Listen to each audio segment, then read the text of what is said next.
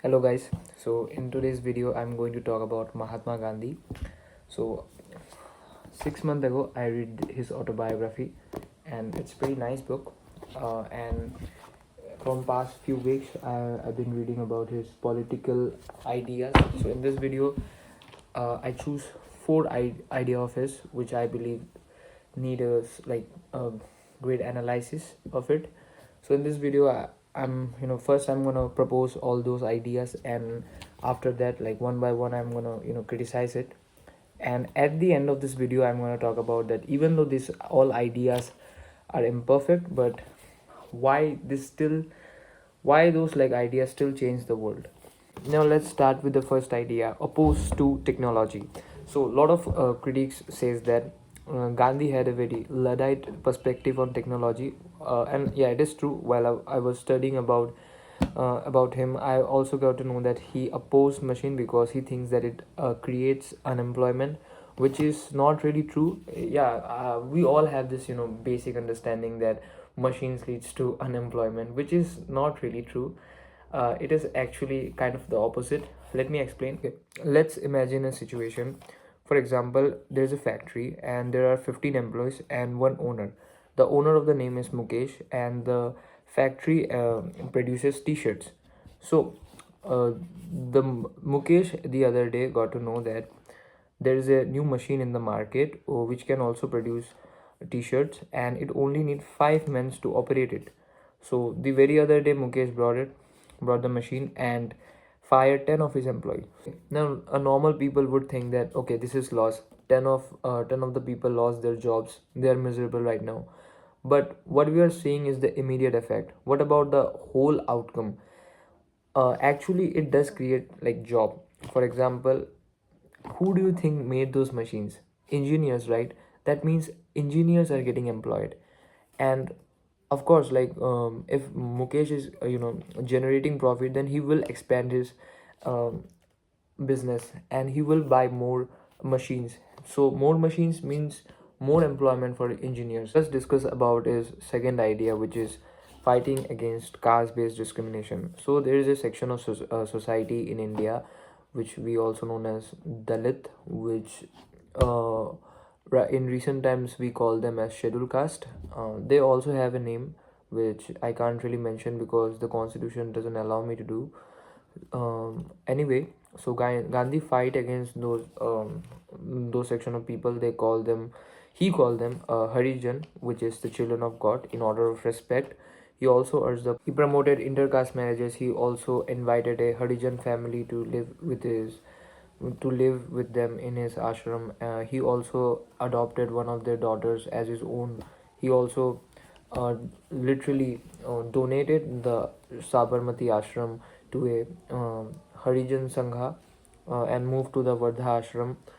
But all these are, very futile because Baba Saheb pointed out in the Annihilation of Caste, which I read before, where he pointed out that order to destroy that discrimination, in order to destroy that hierarchy that we have in India for a very long time, Baba Saheb believed that in order to erase all those things, have to remove the poison of our society, which is the caste itself. So, and to be very honest with you, Gandhi was kind of favor of casteism.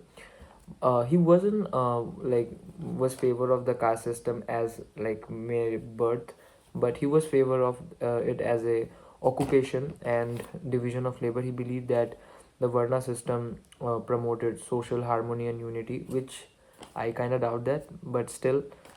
Move to the next topic: views on women. Okay, this is very controversial. I know that a lot of people in the internet talks about it, and in this video I will also talk about that. But okay, first start with the positives. Gandhi believed that women also deserve the same rights as men. He fight for them. He was against the Parda system. He fight for it. He also believed that women also deserve the same political rights as men, voting rights or representative rights, you can say. And he was also against he was also against child marriage, and he also advocated for widow marriage.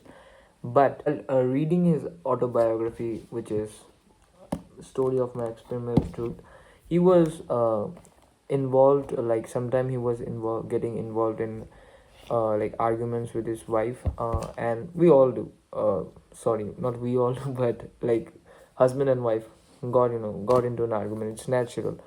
But while he was sharing his feeling in the autobiography, I was kind of sensing a bit patriarchal view, like when he was saying that his wife doesn't have anywhere to go, like a Hindu woman doesn't have anywhere to go except his husband. He has the only thing. So that was kind of patriarchal. And yeah, he was also against divorce, which is kind of I believe Gandhi didn't knew that in 50% of the Indian household, like women are literally the punching bags of their husband. Last argument or last criticism you can say, which is the most wildest one, is testing his celibacy whilst like by sleeping with two naked women, which is kind of wild. And it is kind of very very patriarchal, I believe, because it justify using women as a tool to achieve your selfish end, which is kind of I don't know what can I say, but it is not like human. It is not human at all. So last one, linking politics with religion. Okay, this is wild. While I was reading this, like I was like, okay, I born into an era where there is a concept of secularism everywhere. Like secularism means separating religion for government. Like in the government, there is no like supreme religion. There isn't any particular religion for government. So Gandhi's view was very different. In this book, like he mentions that separating religion from politics would be like tantamount to the destruction of the society. Why destruction of society? Because Gandhi believed that without religion, the political leaders would become immoral, materialistic, and greedy, corrupted, which is I don't know. It is kind of subjective, you can say, because but Gandhi believed that religion provides certain code of conduct to the individual and the whole community, which they can follow and develop a model. Gandhi's biggest flaw of this idea was that I don't know, was Gandhi ignorant or something like that, but he completely ignored or wasn't he was aware about the demagogues who literally exploit the emotions of the masses in the name of religion, who do popular politics, who literally appeal to the people in the name of religion, who use religion as a way to gain political power, who use religion as a way to spread disunity, spread hatred and all. We are still seeing that, and even in Gandhi's time also there are certain people who used to do that. So okay, throughout this video we criticize the ideas, like certain ideas about Gandhiji's, but right now I'm gonna tell about why those imperfect ideas still work for the world and literally change and inspired like the greatest leaders of the world and very eminent scholars, scientists. Okay, so the two positive of Gandhiji is intention and action. Okay, we can't really ignore or can't really deny that the intention of Gandhi, maybe his methods were not really perfect, or maybe his methods were wrong, but the intention of Gandhi was just two.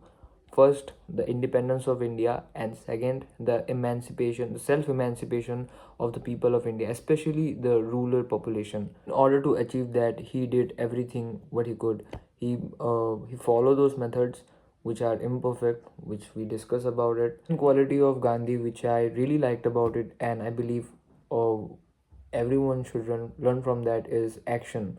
So Gandhi was very much inspired from the Bhagavad Gita, and while I was reading his autobiography, I already sensed that at the beginning of it that okay, he read Bhagavad Gita. He also mentioned it that some English, like while he was in England, someone introduced to him the English translation of Bhagavad Gita. And if you like read normally about it, you can also sense it that I also read Bhagavad Gita, and the prime main theme of Bhagavad Gita is karma yoga, which means doing one's own duty without waiting for the fruits of your action. So did the same. He fight for India's freedom every single day. He suffered a lot, and so yeah, these are the two things that I really liked about him, and it really inspired literally like thousands of, not thousands, but million or billions of people across the globe. If you're still watching this video, like till this end, you are probably thinking that, well, like, what am I? Like, am I a supporter of Gandhi, or am I, hater of it? Well, the truth is that Gandhi was a human being, and he wasn't perfect. But the one extraordinary thing about him, that he loved to do action. I already told you he believed in karma yoga. So that I really liked about him, and there are certain things which I really don't like about him. um, I learned from Bhagat Singh that don't follow anyone blindly. Follow like persons, like their good things, but don't follow anyone blindly. Not even God. Of course, I don't believe in God, but still, don't follow anyone blindly. So I believe in that. There are certain good things about Gandhi which I really liked about him. His concept of non-violence, truth, moral living, self-control really inspired me in my own life. But there are certain things which I really don't like about him. For example, the things we discuss throughout this video. So yeah, the truth is that everyone is human, and so was Gandhi, and we all we all are imperfect. But the only thing we can do is to improve ourselves. And yeah, that's it. Bye bye.